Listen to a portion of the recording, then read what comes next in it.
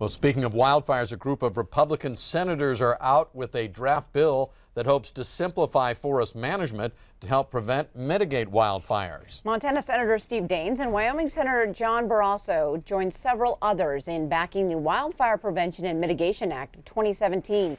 The crux of this bill discourages litigation against the Forest Service and Bureau of Land Management. It claims it would enhance forest management to reduce the severity of wildfires. Now, the bill would allow forest thinning and establish an arbitration process for any forest activity disputes that are not subject to judicial review.